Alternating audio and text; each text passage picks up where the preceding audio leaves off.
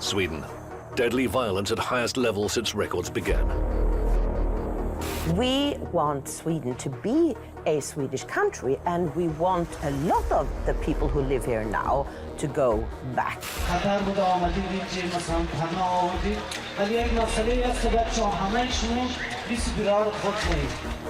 Swedish Crime Prevention Agency refuses to gather information on immigrant background of criminals.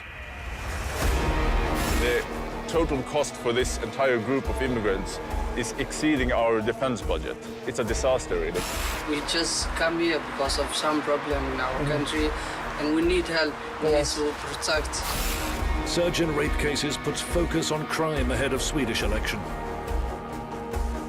Rapes on boys has become a phenomenon thanks to the immigration from Afghanistan. So I started calling my friends, and I said, let's do something now. We'll take back our streets. Elevated risk of Islamist terror as jihadis operate freely in Sweden. We kind of have a state within the state. They colonize the area. Sweden will like disappear bit by bit. Hey, what the you looking, man? You wanna get shot or something? Get the out of here, man! Get out of here, man! Go now! Okay, stop. Okay, go! It's changed dramatically, and it is not the Sweden I remember and I came to.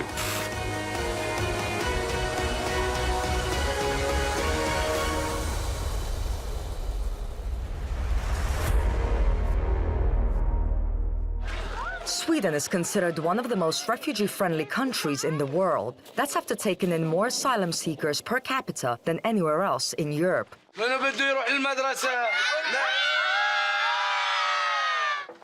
That was 2 years ago when we visited the Wild West theme park, which in the off-season became a refugee camp for 500 people who had all gone through hell to get here.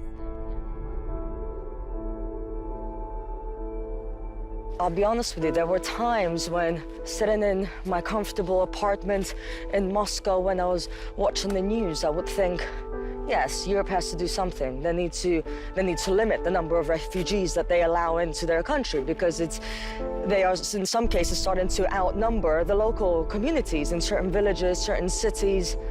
But having met some of them, the children especially, they deserve a chance. People need to help, you know? You can't just let people stay where they are or let them be in the border. It's not easy to start again in a new country, but Sweden was providing everything it could in terms of housing and training to help refugees get back on their feet as soon as possible. Even though living conditions looked great, refugees were struggling to adjust and couldn't wait to get their lives back on track. I don't understand how even some people could complain here. You know, they get fed 3 times a day, the living conditions are good, but some people still complain. Why? Why is that? I think it's because of they have been here like 1.5 months. It's cold, it's winter. The school haven't started really yet, the real school for the children. They don't know how to go with bus yet. And here in High Chaparral, everything is great. The only thing that's not so good is the supermarkets and everything is outside. Okay. And you said that you felt the same way when you arrived. It was difficult for you to adjust. Yeah. But I think I need time for that, yeah. And I think it will come again. And you also said something that from Syria you were from a bigger city. Yeah. And many of them, they come also from a bigger city. Yeah.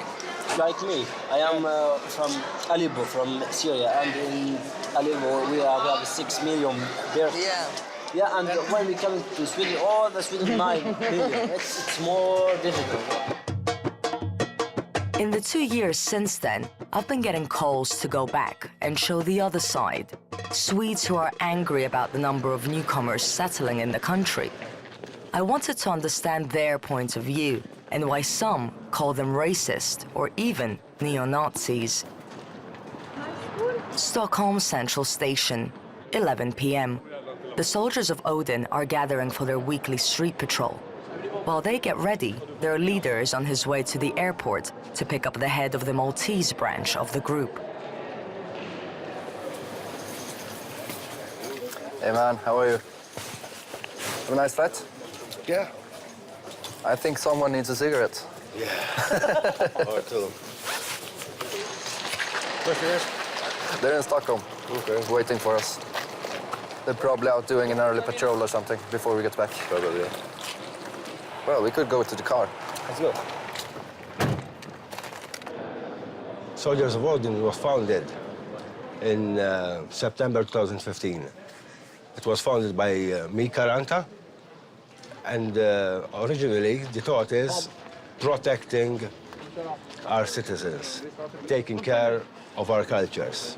We're getting hundreds of thousands of illegal immigrants, and unfortunately it's changing our way of life completely, from schools to family life.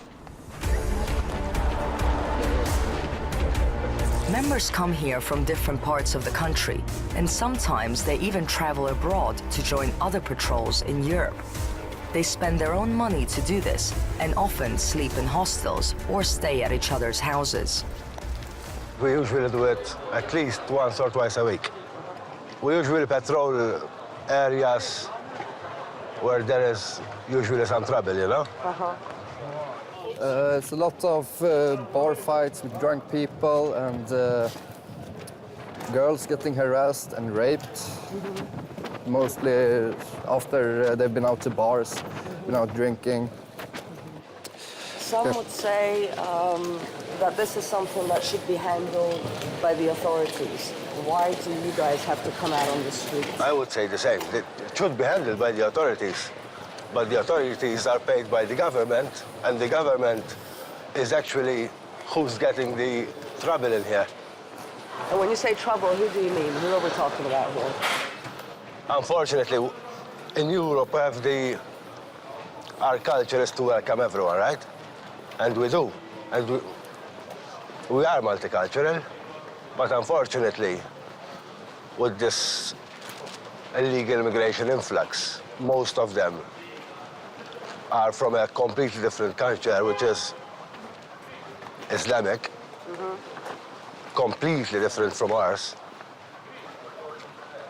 They come here for a better life, they say, but when they come here, they live the same life they had before, which is not the life we're used to. And if they do it on their own, we don't mind. But when they impose it on us, it becomes a problem. I mean, we're losing our culture. When I was young, I used to play in the streets. I can't let my son do that nowadays. In 2016, Swedish police outlined 55 zones which even they have trouble operating in. Now that figure has increased to 61. They describe them as areas marred by crime, social unrest, and insecurity. Ambulances and firefighters often get backup cars when they go there. Swedes say they experience intimidation and feel like outcasts when they find themselves in such neighborhoods. We're now at the T-Central station, and we're going on the blue line. It's quite infamous line because it leads to some of the world's worst ghettos of Europe. So we're going this direction and then to Rinkeby, which is internationally infamous. You will see a gradual decrease of Swedish people on the metro. And when we finish at Rinkeby, we will probably be the only white people. Gustav is sick and tired of what he sees as the government's inaction and leniency. So he has now formed a new political party called Alternative for Sweden. They don't want to work. Most of these people, they live on generous benefits from the Swedish state.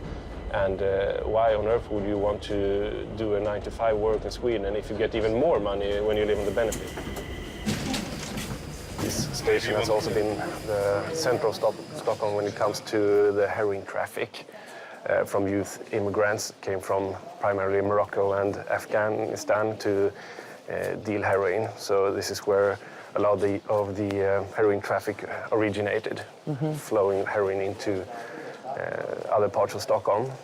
And the police Actually, I had to clean this area out of youth immigrants that were living in the metro tunnels, several hundred of them. This is the exact place where a TV crew from Australia was attacked while filming a report about the area. This is what happened. Go! Don't be unkind. You can't film. No, don't do it. So there's been a huge debate in Sweden the last months about the increased number of shootings that you have in these kind of areas, not only in Stockholm, but in Gothenburg and Malmö and all over. And there's been an explosion in the rate of shootings. Where do they find the Rinkeby. weapons? Whether you find the weapons, they come from, I mean, you don't have any border control in Sweden. Anyone can just drive in from the south of Sweden, from Europe to the south of Sweden and then up to Stockholm. And someone will tell you, how do you know that it's not Swedish people who are Well, you see any shooting? Swedish people here?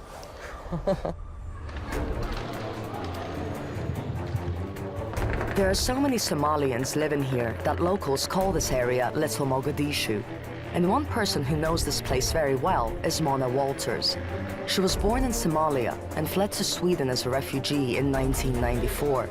She converted to Christianity and has made it her mission to expose what goes on behind closed doors here. I was talking about my experience and what I encountered in the suburbs and in the mosque, what is happening. There were some women who complained about their husband marrying in secret with other women. And when they complain, the imam say, no, you should not complain because Allah allows, Allah means God, Allah allows him to have 4 wives if he have 2 other sisters. And that is okay because we need to produce money, children, we need to 3 times more than the infidel in order to be majority. I went with the Swedish television, SVT. One day when they finally follow me there to Rinkeby and really saw what was happening, 1 minute we walked and they spot me. And they come right, attacking an old man, all of them, young people. Oh, killer, you whore, calling me. And they say, it's not Sweden anymore here. Because that is what I try to tell. These people, when they have their own area, that area belongs to Islam. That area belongs to them. They colonize the area. It's not part of Sweden. They put my address, my name in a website and say, kill her, behead her, she's an infidel.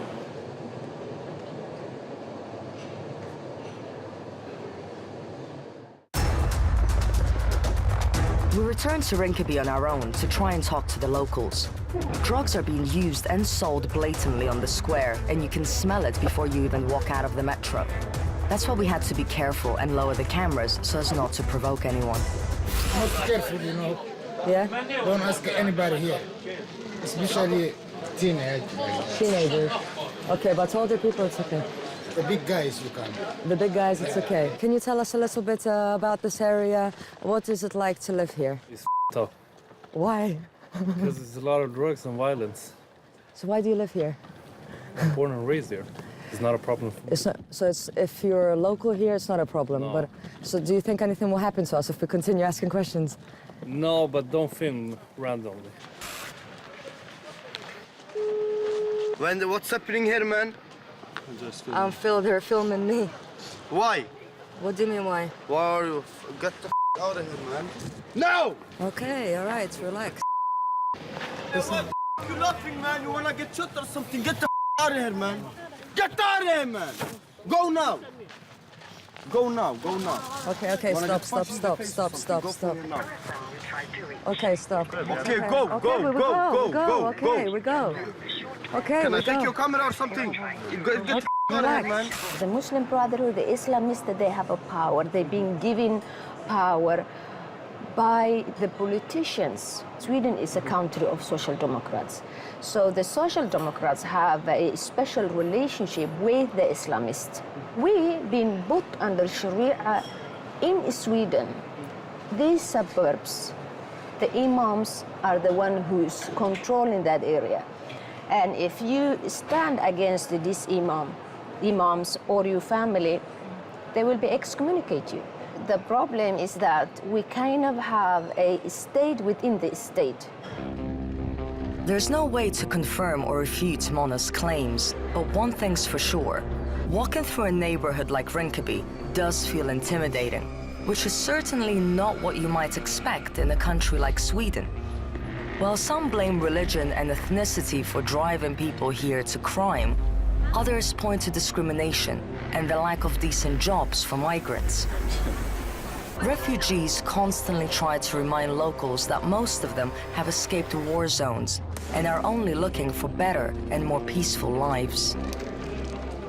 De som flyr har inget val. Ingen människa är illegal. Här har vi jättemånga människor, jättemånga som kommer för att kämpa för oss. Vi är jätteglada idag. Jag vill inte att göra er ledsna, men jag vill säga att vi växer och växer. Vi kommer att vara överallt. Vi kommer att säga stoppa utvisningarna tills den dagen att politikerna kommer med ställningstagande och säger Afghanistan är inte säkert, och de som har väntat i 2,5 år och har inte fått någon asyl, rättssäkra asylprövningar ska komma och få stanna i Sverige. Vi kommer att stoppa utvisningarna till Afghanistan. واقعا درکتون میکنه و خیلی سخته این که منتظر قبولیت بعضی ها منفی داره واقعا میفهمم که خیلی سخته جان شما در خطر بود آمدید اینجا مثلا پناه آوردید ولی یک مسئله هست بچه ها همه شما لیست بیرار خود نید سعی کنید تلاش کنید با درس جواب خوری بگیرید. Ja, idag har vi internationella protester i hela Europa, så en av de största, om vi är här idag, betyder ju att de som har kommit till Sverige 2015 och efter och har väntat här i 2,5 år och deras prövningar har inte prövats säkra. While we were here, we noticed a few guys handing out leaflets, so we decided to ask them what they were doing. This guy had doubts about talking to us originally, because he feared his right-wing views would provoke potential repercussions from his university. We are a group of citizens, friends, who is getting sick of the immigration policy that we got in Sweden. And this is the worst example of the failed immigration policy.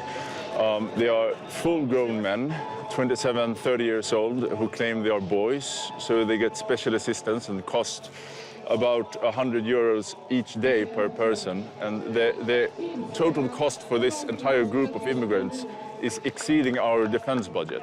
It's a disaster, really. So what we need to do is to gather these people up. All the police who are here, just go in there, gather them up, put them on a plane and fly them back to their home country. In 2015, Sweden announced it would expel nearly 80,000 refugees and migrants, about half of the new arrivals that year. While many welcomed the news, others saw it as a step backwards for a proudly humanitarian society. Swedes are very welcoming at their core, which was evident when I was here 2 years ago and saw the great lengths they went to help refugees. This community has to arrange school for kids between 7 and 15 years. That's the Swedish law. So that's why we're arranging school here. So within 1 month from arrival, the Swedish school has to arrange it. Take just one. Oh, I can do it.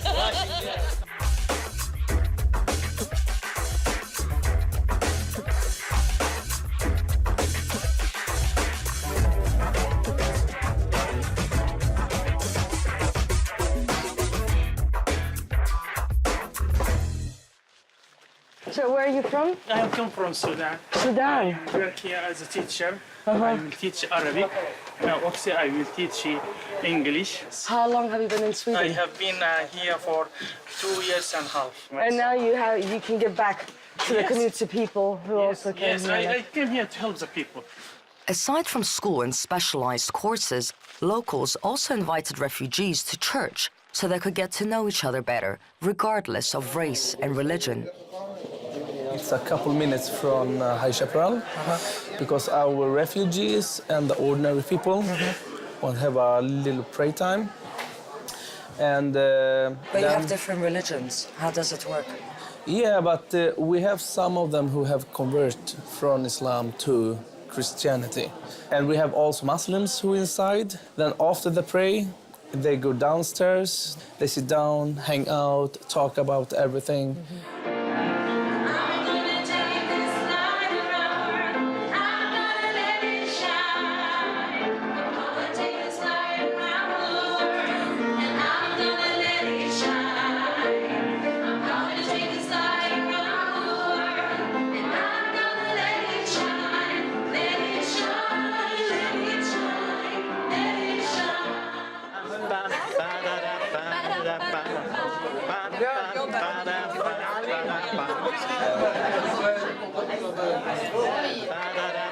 How often do you do this? Actually, we invite them every Sunday. We have 2 churches in this town. This is one of them, and we have another one just further down. And it's important for people to feel that they have a place here if they want to. You can pray here to our God or to either God. You can meet in the prayer, and it's important, I think, to show love. Do you think it's important for refugees it makes them feel more welcome? Yes. More? Yes, I think so, and I think it's important for the language. It's an excellent time to just hear Swedish, try to pronounce Swedish, and English as well for us. Normally you have people from the community come in. What was their reaction? The Swedes maybe are a bit shy, and I think when you are shy but you are curious, maybe you don't ask, you don't you do some looking and then you smile and then you walk away. So maybe some people have been just shy at first, but I think everyone feels okay with this. It's good for our community to meet other Christians or Muslims or whatever. So I think it's good for everybody, actually. According to a new report, in early 2018, around half of all planned deportations were cancelled, and a number of refugees have reportedly gone missing. This is precisely what scares some Swedes, who want to help, but not at their expense. The climate is definitely changing. An anti-immigration party, which some say is far-right, has even managed to secure seats in parliament. Some say they're simply spreading anti-migrant propaganda, while others just tell you to check out one of the many ghettos in Sweden. And that's where we were heading next. This is Malmö. It's Sweden's 3rd largest city and often described as the most dangerous in Western Europe. Problems, yes, it is they burning cars or a lot of youth stuff. They're outside the society, they sell some drugs and they think they're tough. Я пришел здесь из Белграда как профессиональный баскетболист. Работал в баскетболе и 30 лет. И какая тут обстановка? Вот как вы видите здесь ситуацию? Ситуация здесь нет хорошая, потому что это гетто. Здесь живут только люди, которые пришли из Азии. Мусульмане живут за себя, а шведы живут за себя в другом городе. А здесь 25-30 тысяч людей, которые пришли из Ирана, Ирака и так дальше. Они не работают, многие живут на социальные деньги. Работы нет за ее, потому что они не знают язык. Они живут как в своей стране. Они никогда не имеют контакт с шведскими людьми. Это проблема. Шведская не имеет план. بيئة مش منيحة تمام وفيها كثير بعض الشباب المخدرات مافيات حتى تحت السكن يعني انه اماكن نحل النفايات انه ما بيهتموا بهالشيء انه بيئة كثير قرف صراحة. Don't do problem here. You make maskhara of. Are you threatening me? Huh? Are you threatening me? Why? I'm just asking questions. Don't ask too much. I'm asking. Excuse me? Don't ask too much. It's better for you. It will be a big problem. In February, armed officers were deployed outside police stations in this area to ward off vengeance attacks, following a number of incidents against them. Technically, crime is going down in Sweden, but lethal violence involving firearms is going up, and it's mainly gang-related. The Prime Minister has even considered deploying the military in such ghettos in an effort to clamp down on organized crime. In the meantime, locals are getting together and taking matters into their own hands. Like here, for example. This is another group that runs street patrols. They're from the Communist Party and have refugees who volunteer with them. Yeah, so this street has a bit of a bad reputation with a lot of, black market, contraband. If there was going to be any problem in these areas, I would just back away. I mean, people can be armed or... There was 3 gang rapes in a very short time. I got very emotional and angry and felt, what the hell is happening? This is my city, this is where I live. Young woman is being assaulted in the middle of the street. And when the second rape took place, I felt we need to do something. One policeman was in the newspaper recorded to say that women should be at home. Som vi ser det just nu så rekommenderar vi framförallt kvinnor som rör sig ute sent på nätterna att helst inte göra det utan ordna skjuts eller att man är fler människor som går i grupp. And then the third rape happened. I called my comrades in the party and I said, let's do something now. We'll take back our streets. We cannot sit silent while this is happening.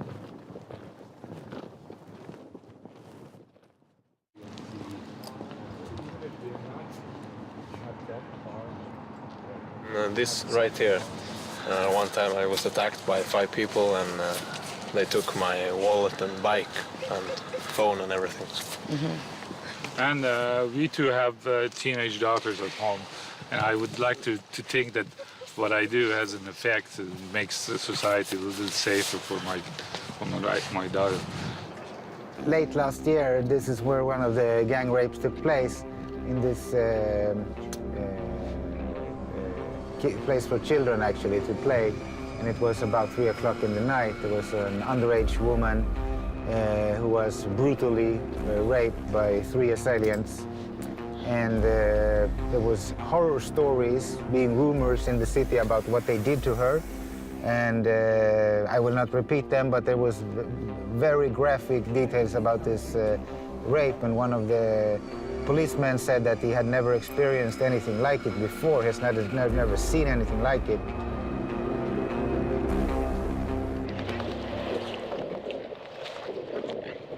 Sweden doesn't collect data on the background of criminals in the country, and speaking out against migrants is a big taboo here.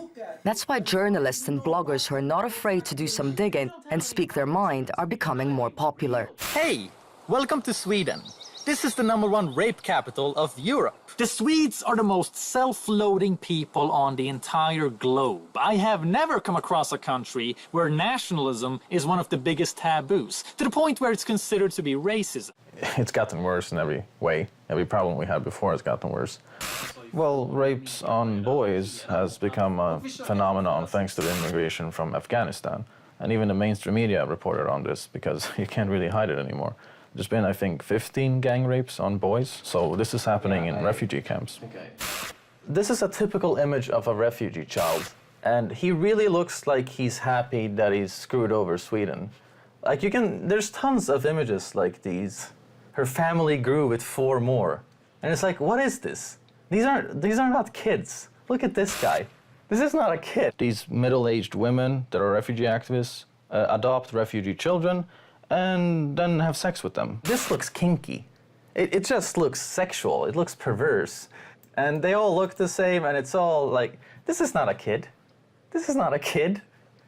Let's say immigration was primarily women instead of men. So imagine a group of old guys flocking together, waiting to take care of these refugee girls. Everyone would be talking about how disgusting and pedophiliac it is. But since it's women, we're kind of like holding on to this idea that they're saints. there's such a lack of resources that people are actually dying because of that. It's very much the welfare state is crumbling, you could say. We're not going to have a stable social systems if it carries on in this way. By 2025. While the angry foreigner is highlighting what he sees as the issues, journalist Ingrid Karlqvist says that's not enough anymore. I first met her in 2016 when she took me to her childhood neighborhood to show me how much it had changed because of immigration. I have some more. There is another hijab. And here you see Jesus. He's always been there. He's sort of part of this this facade, and people have always known that this is the building where Jesus is. And now, because the students are taking over here, they have to put something to hide Jesus. So that they are welcome into all religions. Yeah, but that is so stupid. I mean, this is part of the building. What evil could Jesus on the wall do to you? Why do we say that, oh, Muslims get offended? Why can't we get offended? We never get offended. I mean, they push their rules onto us. They don't like Jesus, so then he cannot be on the house anymore. I was worried when you saw me 2 years ago, and now I am even more worried. People are really scared, especially women. Swedes will become a minority in our country in maybe in 20 years. Maybe you can say we are buying our country back. Jag vet inte hur många här inne som inte har varit i såna här sammankomster innan, men jag minns ju själv när jag var ensam nationalist och man kände sig galen verkligen, och man trodde att alla hade blivit fullständigt galna. Men att då få träffa människor som man kunde få prata med och man kände en gemenskap, det var så otroligt stort alltså, och det ger en styrka att kunna kämpa vidare. Vi kommer ju bygga Svenskarnas hus som kommer vara en samlingspunkt för oss svenskar, för oss som bryr oss om vårt land. Med det sagt så vill jag lämna över ordet till vår ordförande, Dan Eriksson. Jag och Ingrid och Daniel och Magnus Söderman valde att grunda Det fria Sverige. Som sagt, det här är liksom den närmaste tiden, men vad finns det då för större vision med det här? För att det, liksom, köpa ett hus någonstans och ha lite trevliga träffar och sådär, det är ju för en ganska lång tid framöver. Det kommer bli större etniska konflikter. Det kommer bli mer kriminalitet. Vi kommer se en välfärdsstat som totalt krackelerar för att den är ekonomiskt ohållbar med den här massinvandringen. Och det är mycket möjligt att vi kommer få se politiker som försöker begränsa invandringen eller stoppa invandringen. Men det är långt ifrån tillräckligt för att faktiskt göra någonting åt det här idag. Människor kommer verkligen vilja komma till våra områden, för där kommer det vara svenskt, det kommer vara tryggt och det kommer vara säkert. What is your goal to get rid of all foreigners from Sweden? No, it's not our goal. We want Sweden to be a Swedish country, and we want a lot of the people who live here now to go back to their countries. Of course, we don't want to get rid of all foreign people. We want the Swedes to be in a big majority because it's our country. But of course, no country can survive. You know, there are always people who come and bring nice things to us. Around 2/3 of the people here asked us not to show their faces for fear of being judged or even fired. Speaking out against immigration remains a huge taboo in Sweden, but some are more fearless than others. Hans, for example, a man so fed up with immigration, he actually relocated with his wife to avoid seeing foreigners. Little did he know that what he sees as trouble would end up right on his doorstep. This is the house which now will be opened up the 1st of March. With, they say 12 young, aggressive boys from Malmö. I think it will be Muslims because it's Palestinian Salafists which have rented the house and which have got the approval for running this school.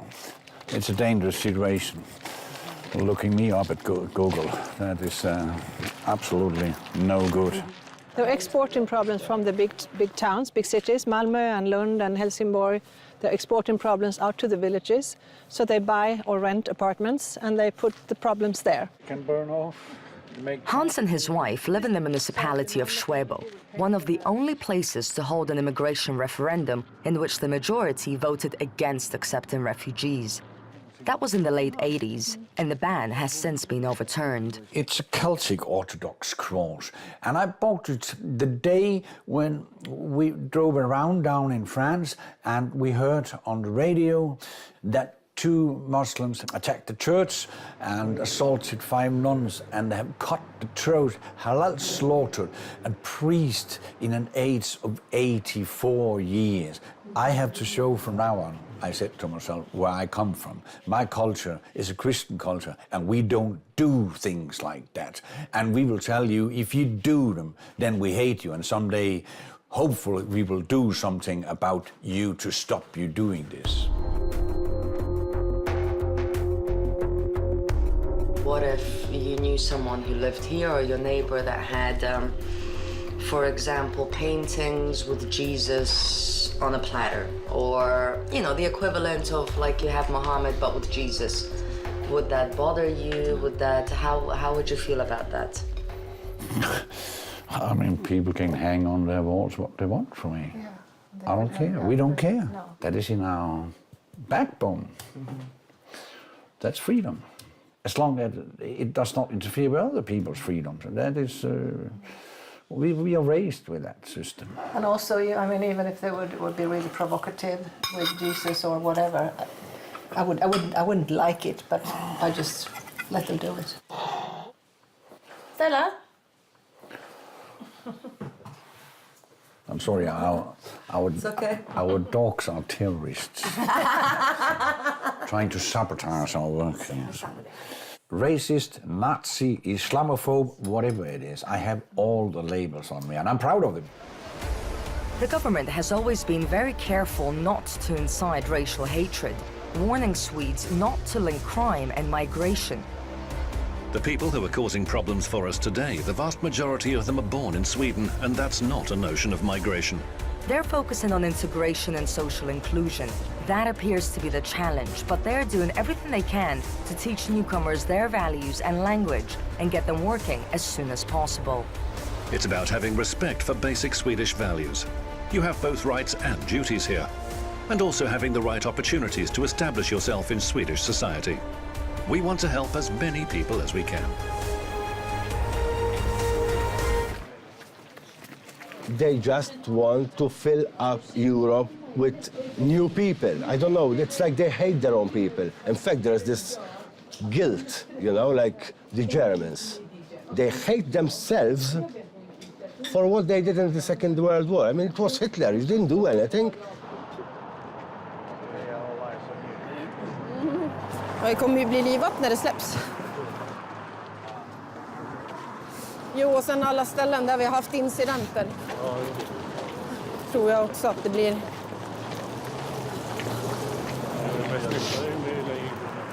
Ja, det är ju lite problem med vissa som försökte stjäla kläder och grejer. Så här stod vi ju då. My name is Sofia. I live in a city called Västerås, which is about 100 kilometers from Stockholm. I've been doing this for about 1.5 years now, I think. I joined because I have kids, and when I was younger, I could go out and be safe, but you can't do that anymore, especially not as a girl. Less cops, lots more violence, like the rapes are going sky high, like especially gang rapes, robbery, abuse, everything is sky high. I don't think they have resources enough to clean up the mess some of them made. I mean, in my city we have like 3 or 4 no-go zones where the police don't even go. And I don't live in a very big city, but so. And how can you afford that? You know, the journey, of course, costs. I work a lot. I do. I work more than full time. So you spend your own money? Yeah, we were talking about that earlier today, me and my co-leader, that I have probably spent somewhere between 20 and 30,000 Swedish crowns for 1.5 years on this. Because I want my kids to be safe and other kids as well. And when I get older, I hope someone else does the same, so I can go outside, because my older relatives, they don't even go shopping for food when it's dark, because they live in the wrong places.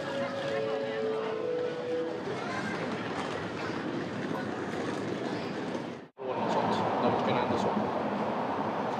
Vad har ni för agenda då? Agenda? Ja, varför är ni ute och nattvandrar? Varför? Ja.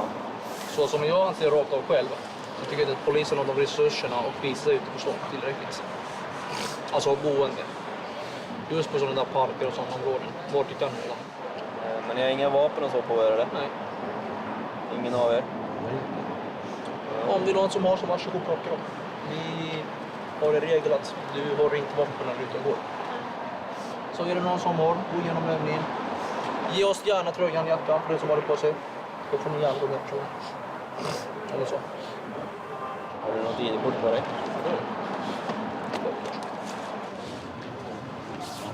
All right då, ta det lugnt. Detsamma. Good night. Hej. Do they know who you are? Of course. Yes, of course. Yeah? We have a good connection with the police. So we tell them every time when we're out where we're gonna go and start time, finish time. So They wouldn't admit that they like what we do, because they can't. But they actually do. They would love to do it themselves, you know?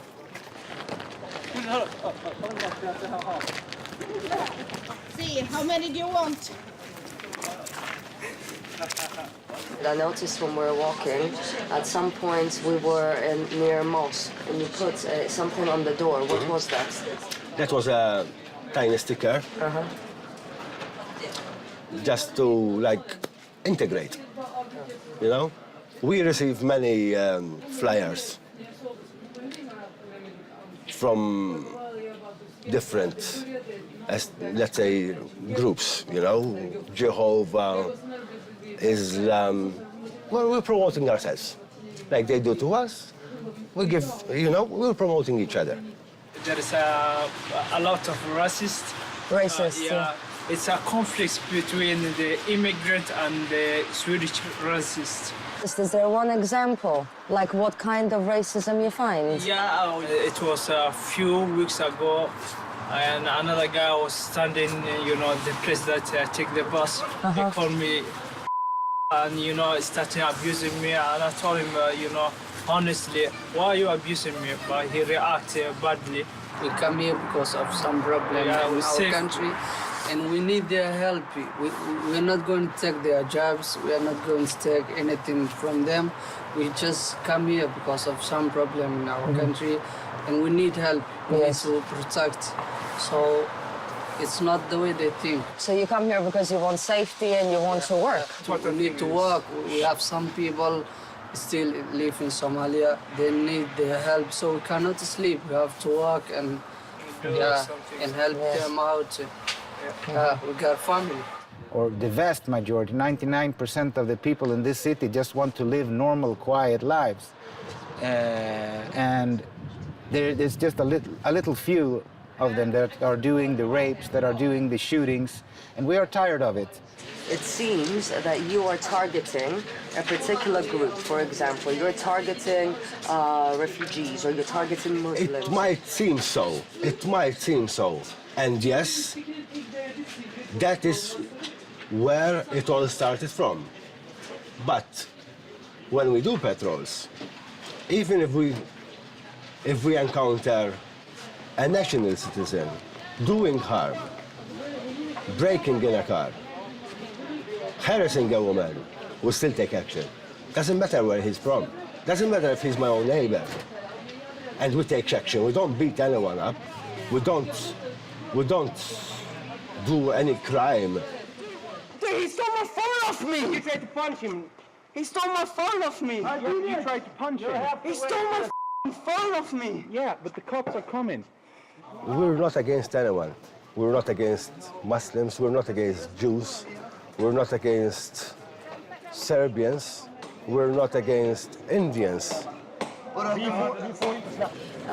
Wait. Yeah. The guy who worked with us came and told me we can't do this here. Oh. He said we have to go. Oh, because I guess now they've heard what we're discussing. Probably. Yeah. Basically, the employee in there, as you noticed, first he came next to us to listen what we were discussing. Then he asked us out because he's a migrant himself. As I was explaining before, we've become worse than second-class citizens in our own countries. Who's the racist now? Almost half of Swedes think racism will increase in the country. Far-right defections could help soften Swedish nationalists' image. Dozens arrested during neo-Nazi rally in Sweden. Sweden mulls using hate crime laws to counter neo-Nazis. How would you answer if someone said, well, I think based on what you said, you're racist? It's just ridiculous. So, I mean, I won't even comment on it. Some would say, well, times are changing. There's war in the Middle East. Some countries need to accept these refugees. Is it maybe the fact that you're afraid of change? We ask ourselves, are we going crazy? Are we just those who are afraid of are we not ready for changing or something like that? But I mean, it's just to look around. I think that Sweden, which is a country that has tried everything for the last decades, now must face the truth. It doesn't work. We have to have a repatriation policy. Some would say repatriation, sending people back to where they may be persecuted, or there are different arguments about it. They'll say it's inhumane, or they would say your views are potentially racist. How do you answer to that? Yeah, but I mean, if I got a penny out of every time I was called a racist, I would be a millionaire. Now, it doesn't mean that I'm a racist.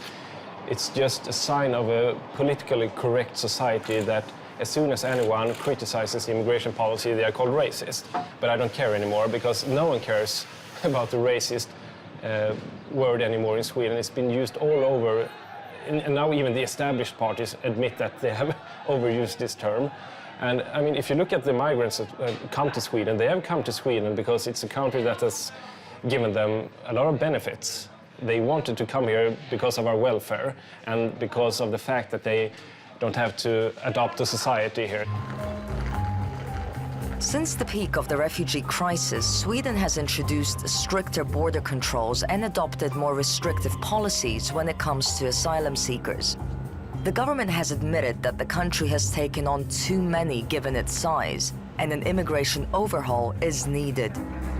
The number of those coming into the country is decreasing, but some feel that the damage has already been done, and the country has been left unrecognizable.